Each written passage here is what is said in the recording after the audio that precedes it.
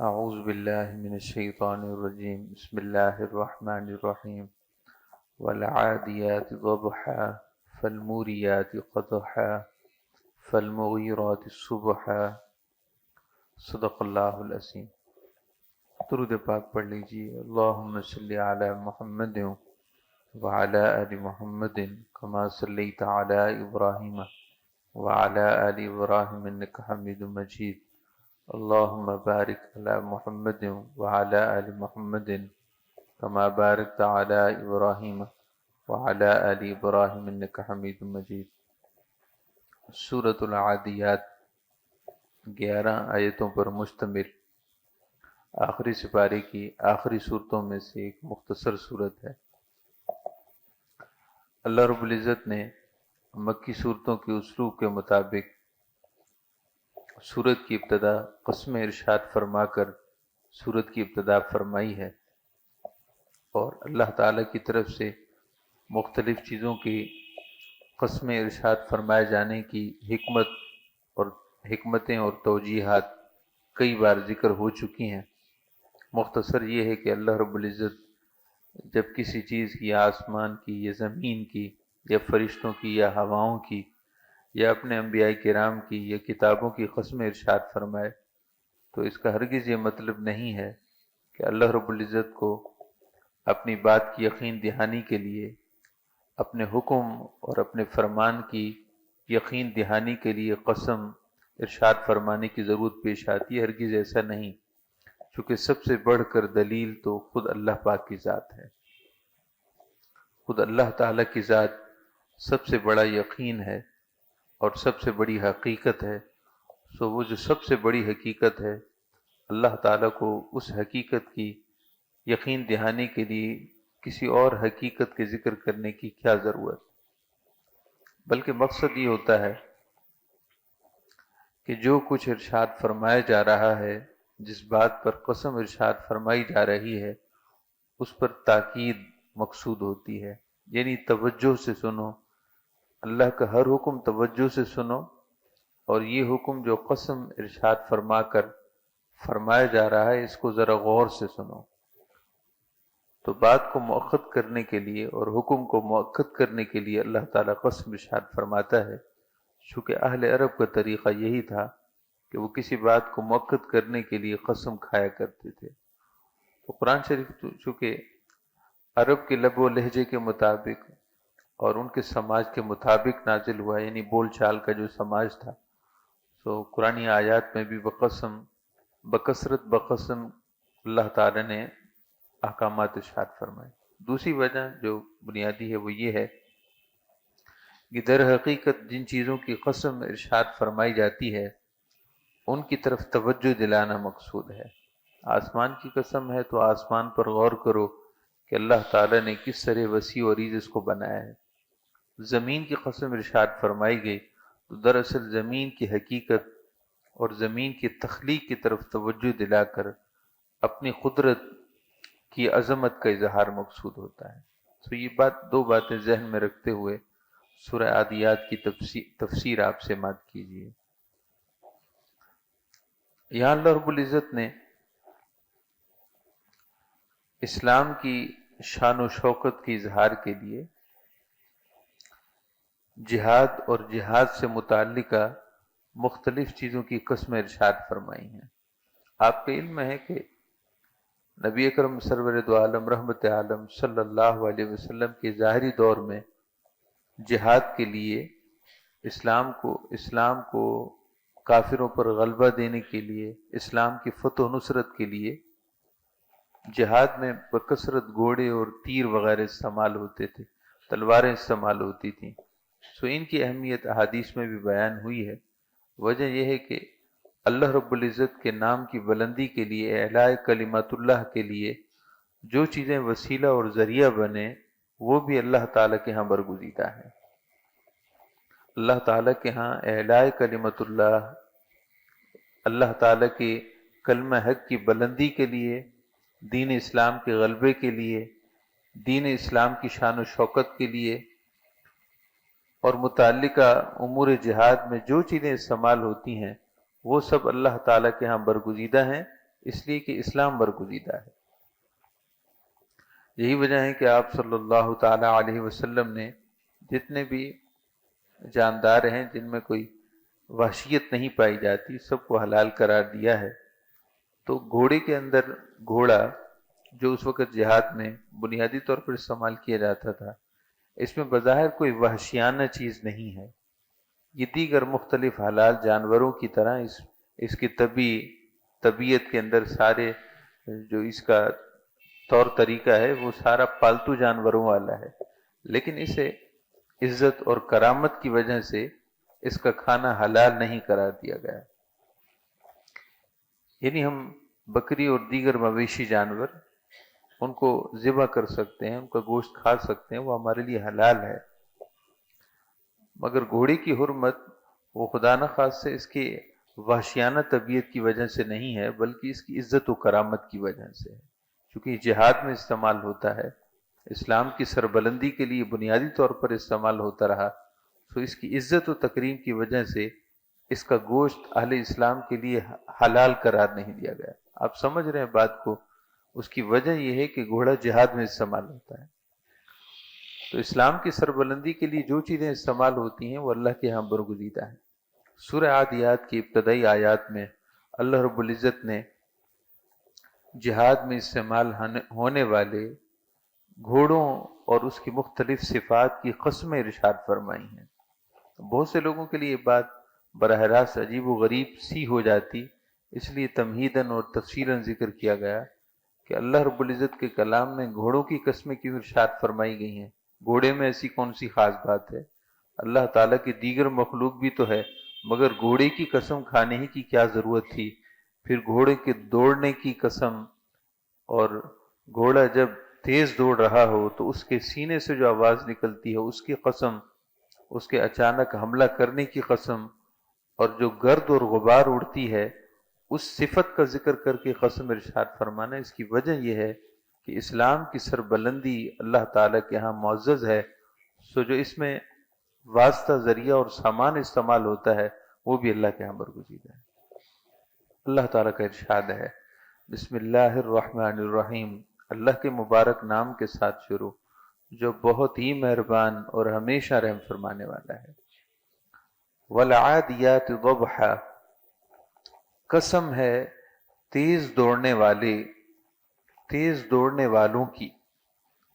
اس پر مفسرین کا اتفاق ہے کہ تیز دوڑنے والے وہ گھوڑے ہی ہیں جو میدان جہاد میں مجاہد اور غازی کو اپنی پشت پر سوار کر کے اسلام کے غلبے کا ذریعہ بنتے ہیں۔ قسم ہے ان کی جو تیز دوڑنے والے ہیں، یعنی تیز دوڑنے والے گھوڑوں کی قسم، ضبحا جو سینے سے آواز نکالتے ہیں۔ اب ہمارا تو اتنا واسطہ تعلق ہے نہیں مویشی جانوروں کے ساتھ کہ ہم ان کی طبی خصائل اور طبی خصوصیات سے ہم آگاہ ہوں۔ مفسرین اکرام نے فرمایا ہے کہ جب گھوڑا تیز دوڑتا ہے تو اس کے منہ سے ہٹ کر اس کے سینے سے ایک گرجدار آواز نکلتی ہے، اور وہ گرجدار آواز دشمن کو مبہوت کر دیتی ہے۔ دشمن کو مبہوت کر دیتی ہے، اس آواز میں ایک رعب اور دبدبہ ہوتا ہے۔ ضبحا، لفظ ضبحا یا ضبحن سے بنا ہے، اس کا مطلب یہ ہے کہ گھوڑے کے سینے سے جو آواز نکلتی ہے۔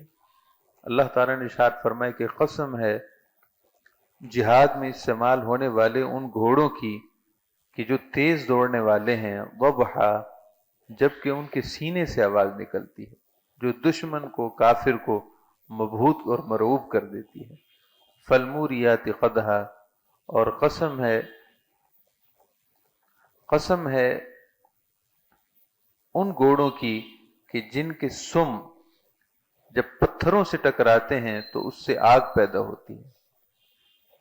اب یہ بھی ظاہر ہے جو ان جانوروں مویشیوں کے ماہرین ہوں گے یا جن کا گزر بسر اور جو ان کو پالتے ہوں گے انہیں علم ہوگا۔ بہرحال مفسرین نے ارشاد فرمایا ہے کہ گھوڑا جب تیز دوڑتا ہے تو اس کے پاؤں کا جو نچلا حصہ ہے جس کو سم کہتے ہیں وہ اتنا سخت اور ہارڈ ہوتا ہے کہ جب پتھر سے ٹکراتا ہے تو جیسے پتھر سے ٹکرائے تو ایک چنگاری سی پیدا ہوتی ہے، تو گھوڑے کے سم کے پتھر پر ٹکرانے سے اس طرح چنگاری پیدا ہوتی. اللہ تعالیٰ نے اس کی بھی قسم ارشاد فرمائی. اندازہ کیجئے کہ اسلام اور اسلام کی فتح و نصرت اللہ تعالیٰ کے ہاں کتنی محمود ہے. ہم تو دنیا دار ہیں اور دنیا میں پڑے ہوئے ہیں. اللہ رب العزت نے ہمیں بھیجا ہے اسلام ماننے کے لیے اور اسلام کو غلبہ دینے کے لیے کہ ہم اسلام کو پھیلائیں، اسلام کو نشو و نما دیں، اپنی ذات پر، اپنے گھر میں، اپنے خاندان میں، اپنے خیش قبیلے میں اسلام کو پھیلائیں، اسلام کی تعلیمات کو پھیلائیں. قسم ہے ان گھوڑوں کی، جہاد کے گھوڑوں کی، جو تیز دوڑتے ہیں تو ان کے پاؤں کے سم کے پتھروں سے ٹکرانے سے آگ پیدا ہوتی ہے. فالمغیرات صبح، اور ان جہاد میں استعمال ہونے والے گھوڑوں کی قسم جو صبح تڑکے حملہ کرتے ہیں. ابھی دشمن غفلت کی نیند میں ہوتا ہے کہ اچانک اہل اسلام مجاہدین ان پر حملہ کرتے ہیں اور ان کی غفلت میں ان کی غفلت کی نیند میں ان کو دبوچ لیتے ہیں. فالمغیرات، ان صبح تڑکے حملہ کرنے والے گھوڑوں کی قسم، فَأَثَرْنَ بِهِ نَقْعًا، کہ وہ گرد اور غبار اڑاتے ہیں. جب تیز دوڑتے ہیں تو گرد اور غبار اڑاتے ہیں. فَوَسَطْنَ بِهِ جَمْعًا، اور دشمن کی صفوں میں اچانک داخل ہو جاتے ہیں. قسم کس بات پر ارشاد فرمائی گئی؟ قسم اس بات پر ارشاد فرمائی گئی کہ ان الانسان لربہ لکنود، یقیناً انسان اپنے رب کا بڑا ناشکرا ہے. انسان اپنے رب کا ناشکرا ہے، اپنے رب کریم کی نعمتوں کا ناقدرہ ہے. اندازہ کیجئے کہ اللہ رب العزت نے 5 قسمیں جہاد اور جہاد سے متعلقہ استعمال ہونے والے سامان، یعنی خاص طور پر گھوڑی کی قسم ارشاد فرمائی، اور قسم اس بات پر ارشاد فرمائی کہ انسان اپنے رب کا ناشکرا ہے. اسلام کی شکر گزاری تو یہ تھی کہ اللہ رب العزت نے جب اتنی بڑی نعمت سے مالا مال کیا ہے تو اس نعمت کو دوسروں تک پہنچانے کے لیے اپنی کوشش کو بروئے کار لانا چاہیے تھا. تمہیں دین اسلام کے لیے مجاہد بننا چاہیے تھا. اپنے عمل سے، اپنے قول سے، اپنے فعل سے، اپنے مال سے، جس طرح بھی تم سے بن پڑتی، جس طرح بھی تم سے ہو سکتا، اس نعمت کو دوسروں تک پہنچانے کے لیے اپنی ہمت صرف کرتے، اپنی طاقت صرف کرتے. لیکن کتنی ناقدری ہے کہ اس نعمت سے مالا مال ہو کر تم نے نعمت کی قدر نہیں کی. اولاً تو تم اس نعمت کی خود اپنی ذات میں ناشکرے ہو کہ اپنے جسم پر نافذ کرنے کو تیار نہیں ہو. اپنے گھر اور خانوادے پر اس نعمت اسلام کو نافذ کرنے کو تیار نہیں، یعنی احکامات قبول نہیں کر رہے. اور پھر نعمت پر ناقدری یہ بھی ہے کہ خود تو صاحب ایمان ہو مگر اس ایمان کو دوسروں تک، اسلام کو دوسروں تک پہنچانے کے لیے تم بخیل ہو. تمہیں اپنے کاروبار کی ترقی ضرور مقصود ہوتی ہے، لیکن اسلام کی ترویج و اشاعت تو مسجد والے کریں، ہمیں اس سے کیا غرض؟ اسلام کی ترویج و اشاعت مدرسے میں پڑھنے والے طلباء یا علماء کریں، ہمیں اس سے کیا غرض؟ ہمیں تو اپنی دکان سے غرض ہے، کاروبار سے غرض ہے. ہم اپنا کاروبار بڑھائیں گے، چمکائیں گے. کاروبار کو ترقی دینا یہ ہماری فیلڈ ہے. باقی رہا کہ قرآن شریف کی تفسیر کون پڑھے گا اور کون پڑھائے گا، دین اسلام دوسروں تک پہنچانے کے لیے اپنے ذرائع کا استعمال کون کرے گا، ہم اس سے کیا غرض؟ مسجد جانے، مسجد سے متعلقہ لوگ جانے، مدرسے والے جانے، یہ ان کی فیلڈ ہے، یہ ہماری فیلڈ ہی نہیں. تو محترم سامعین کرام، ان الانسان ربہ لکنود، جہاد میں استعمال ہونے والے گھوڑوں اور ان کی مختلف صفات کا ذکر کر کے اللہ پاک نے جو جواب قسم ارشاد فرمایا ہے، اس کا جوڑ دیکھیے، ربط دیکھیے اور تعلق دیکھیے کہ انسان بڑا ناقدرہ ہے، انسان بڑا ناشکرہ ہے. یعنی اسلام کی نعمت کو خود حاصل کرنے کے بعد اپنی ذات پر بھی نافذ نہیں کرنا چاہتا، اور قولی فعلی عملی جہاد کے ذریعے اس کو دوسروں تک پہنچانے میں بھی وہ بخیل ہے. اللہ تعالیٰ ہم سب کو اس بات پر غور و فکر کرنے کی توفیق عطا فرمائے. اللہم صلی علی سیدنا و مولانا محمد وعلى آل سيدنا ومولانا محمد وبارك وسلم. أعوذ بالله من الشيطان الرجيم. بسم الله الرحمن الرحيم. إن الإنسان لربه لكنود وإنه على ذلك لشهيد. صدق اللہ العظیم. محبت اور عقیدت کے ساتھ درود ابراہیمی پڑھ لیجئے. اللہم صلی علی محمد وعلی آل محمد کما صلیت علی ابراہیم وعلی آل ابراہیم انک حمید مجید. اللہم بارک علی محمد وعلی آل محمد کما بارکت علی ابراہیم وعلی آل ابراہیم انک حمید مجید. سورۃ العادیات کی بابرکت آیات زیر تفسیر ہیں. اس کی شروع کی 5 آیات میں اللہ رب العزت نے 5 قسمیں ارشاد فرمائیں، اور ان قسموں کے بعد اللہ تعالیٰ نے جواب قسم، یعنی جس بات پر قسم ارشاد فرمائی گئی، اس کا ذکر آیت نمبر 6 اور بعد کی آیات میں کیا. قسم اس بات پر ارشاد فرمائی گئی، 5 قسمیں اس بات پر ارشاد فرمائی گئیں کہ ان الانسان لربہ لکنود، بے شک انسان اپنے رب کا بڑا ناشکرا ہے، اپنے رب کا شکر گزار نہیں ہے بلکہ ناشکرا ہے. یعنی انسان اپنے پروردگار کی، اپنے رب کریم کی نعمتوں سے لطف اندوز ہو رہا ہے، مگر اس کے باوجود اپنے منعم حقیقی جس ذات نے نعمتیں عطا کی ہیں اس کا ناشکرا ہے. رہتا اس کی زمین پر ہے مگر نافرمانی بھی اس کی کرتا ہے. سانس اس کی ہوا میں لیتا ہے، سانس اور سانسوں کا تسلسل یہ اس کی ہوا میں لے رہا ہے، اس کی عطا کردہ ہوا میں، اور اس کے دسترخوان نعمت سے نعمتیں کھا رہا ہے، مگر اس کے باوجود ناشکرا ہے. ہونا تو یہ چاہیے تھا کہ جس کریم رب کی اتنی مہربانیاں ہیں اس کی عبادت کو اپنا وظیفہ بنا لیتا اور اس کی اطاعت گزاری میں، اس کی اطاعت میں اپنی زندگی کو بسر کرتا، مگر اس کا طریقہ بالکل مختلف ہو گیا ہے. ان الانسان لربہ لکنود، بے شک انسان اپنے رب کا ناشکرا ہے. وَإِنَّهُ عَلَى ذَلِكَ لَشَهِيدٌ، اور اس پر وہ خود بھی گواہ ہے. یعنی اپنے من کی دنیا میں اپنے ضمیر کے اندر جھانک کر دیکھے، اس پر بالکل واضح ہو جائے گا کہ یہ اپنے رب کریم کا ناشکرا ہے. آس پاس کی گواہیاں تو اپنی جگہ ہیں، خود انسان اپنی ناشکری پر گواہ ہے. وَإِنَّهُ لِحُبِّ الْخَيْرِ لَشَدِيدٌ، یقیناً وہ مال کی محبت میں بڑا سخت ہے. مال کی محبت اس کے دل میں گھر کر چکی ہے، گھر بنا چکی ہے. مال کی محبت میں یہ نابینا ہو گیا ہے، مال کی محبت نے اس کو اندھا کر دیا ہے، مال کی محبت نے اس سے اس کی دینیات اور اس سے اس کی انسانیت بھی سلب کر لی ہے.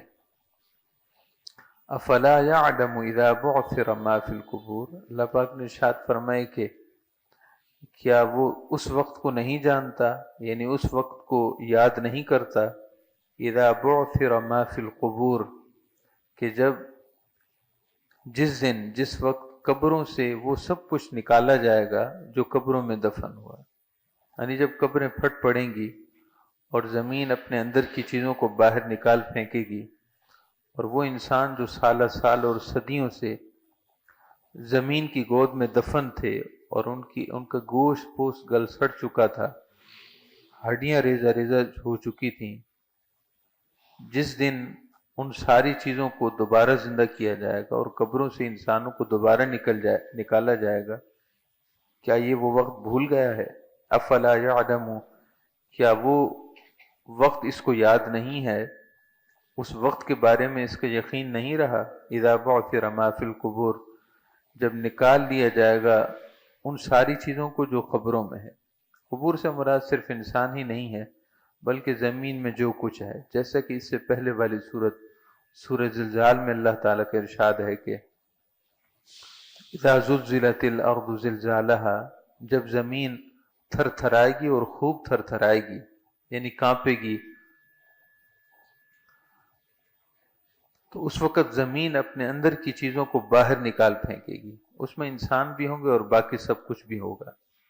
وَحُصِّلَ مَا فِي الصُّدُورِ، تو کیا اس وقت کا اسے یقین نہیں ہے کہ جب ان سارے رازوں کو ظاہر کر دیا جائے گا جو سینوں میں پوشیدہ ہے، جب دل کی نیتیں ظاہر ہو جائیں گی، جب نیتوں کو واضح کیا جائے گا، کیا وہ وقت، اس وقت پر اسے یقین نہیں؟ محترم معزز سامعین کرام، ہم ایک دوسرے کا عمل دیکھتے ہیں اور عمل پر ہی فیصلہ کرتے ہیں۔ اللہ تعالیٰ کے ہاں عمل کے ساتھ ساتھ انسان کے دل میں چھپے عمل کے پیچھے نیت بھی، نیت کو بھی دیکھا جاتا ہے، اور اسی کا ذکر آیت نمبر 10 میں ہے کہ وَحُصِّلَ مَا فِي الصُّدُورِ، اس روز جو کچھ سینوں میں ہوگا وہ ظاہر کر دیا جائے گا۔ عمل بظاہر بہت خوشنما تھا، مگر نیت بہت بھیانک تھی۔ بعض دفعہ عمل لوگوں کی نگاہوں میں اچھا نہ تھا، یعنی لوگوں نے اس ظاہری عمل کی وجہ سے کہا کہ اس نے غلط کیا ہے، حالانکہ اس عمل کے پیچھے نیت اچھی تھی۔ ایک شخص نے ایک حج کیا، فرضی حج، اور اس کے بعد کوئی حج نہیں کیا۔ بظاہر دیکھنے والا کہے گا کہ اتنا مال و دولت تھا اس کے پاس، بس اس نے ایک ہی حج کیا، حج فرضی کیا، اس کے بعد مستحب حج کیوں نہیں کیے؟ تو لوگوں نے بظاہر اس کے عمل کو دیکھ کر اس پر جملے کسے، یہ طعن و تشنیع کے تیر برسائے کہ اتنا مال و دولت دیا گیا تھا تو اسے چاہیے تھا کہ فرضی حج کے بعد بھی کئی حج کرتا، مگر اس کے پیچھے اس کی نیت یہ کار فرما تھی کہ بجائے اس کے کہ میں نفلی حج کروں، میں اس اثاثے سے اور اس سرمایہ سے جو میں ایک اور نفلی حج پر لگاؤں، اس سے بہتر یہ نہیں کہ میں کسی غریب کی مدد کر دوں، کسی بیوہ کی مدد کر دوں، کسی یتیم کے ساتھ اچھا سلوک کروں۔ بس اس کی اس نیت کو لوگ نہیں دیکھ رہے تھے، مگر اللہ پاک تو دیکھ رہا تھا۔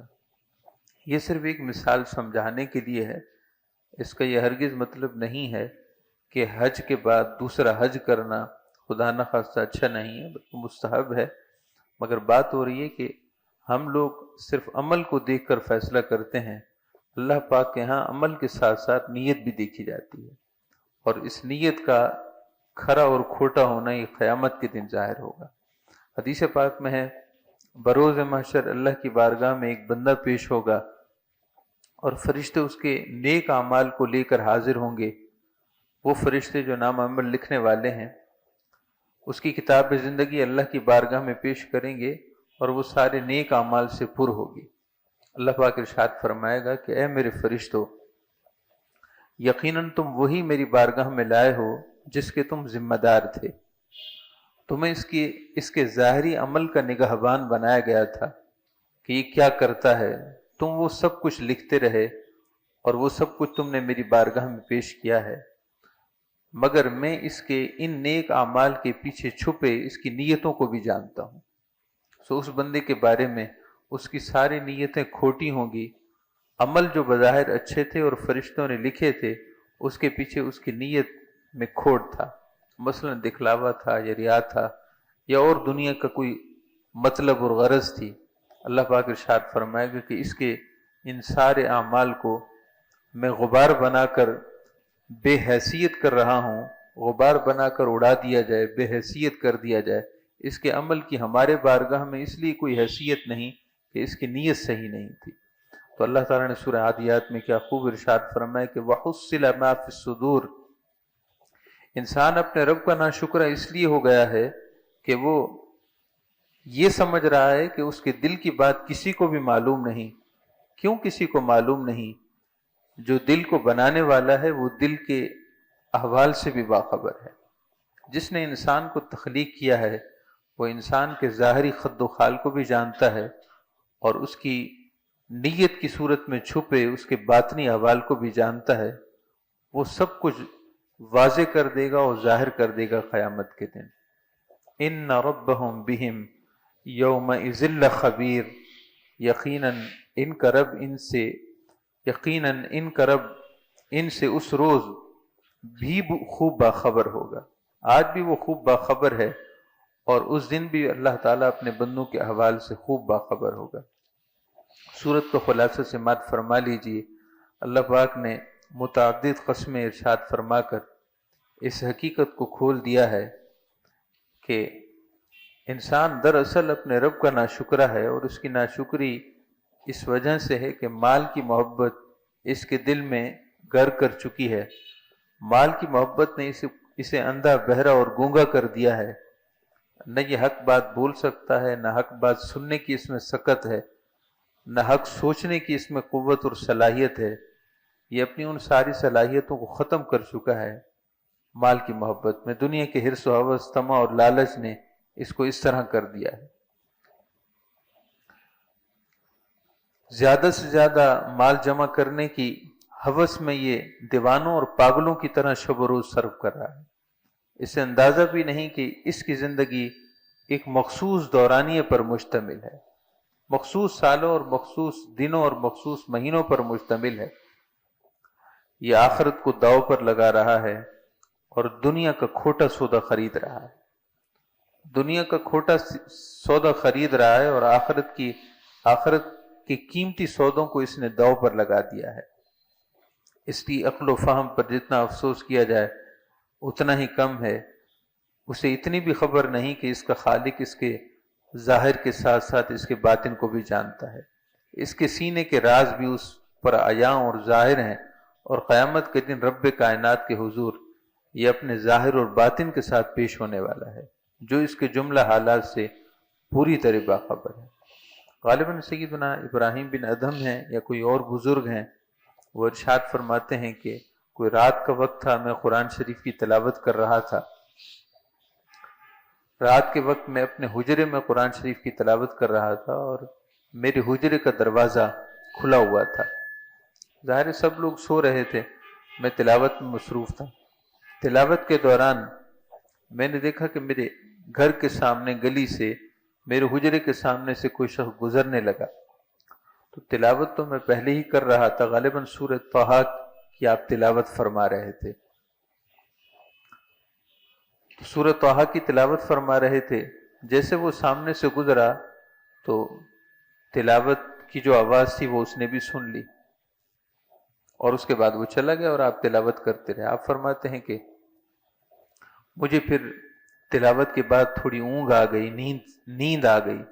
میں نے خواب میں دیکھا کہ وہی حجرہ ہے، وہی ماحول ہے، اور آسمان سے دو فرشتے اترتے ہیں۔ ایک فرشتہ دوسرے فرشتے سے کہتا ہے کہ اس کے آج کے رات کے اعمال لکھو، آج کے رات کا عمل لکھو، اس نے کیا کیا کیا ہے۔ سو میرے لیے سورہ طٰہٰ کی سورت کا اور آیتوں کا تلاوت کرنا، وہ فرشتہ لکھتا رہا کہ اس نے یہ آیت بھی پڑھی ہے اور یہ آیت بھی پڑھی ہے۔ اور جب وہ آیتیں کہ جب میرے حجرے کے سامنے سے ایک شخص گزرا تو اس وقت میرے دل میں یہ نیت پیدا ہو گئی کہ میں تھوڑی آواز سے تلاوت کر لوں کہ گزرنے والا سن لے کہ میں اللہ کے کلام کی تلاوت کر رہا ہوں۔ یعنی نیت میں شیطان نے دخل اندازی کی اور نیت میں تصنع پیدا ہوا، نیت میں دکھلاوا پیدا ہو گیا کہ اس کو بھی پتہ چلے کہ رات کے اس پہر جب سب سو رہے ہیں میں تلاوت کر رہا ہوں۔ اللہ تعالیٰ کے انبیاء ہی گناہوں سے معصوم ہیں، دیگر لوگوں سے گناہ ہونا ممکن ہے۔ تو آپ فرماتے ہیں مجھ سے غلطی ہو گئی، نیت میں ایک کھوٹ شامل ہو گیا۔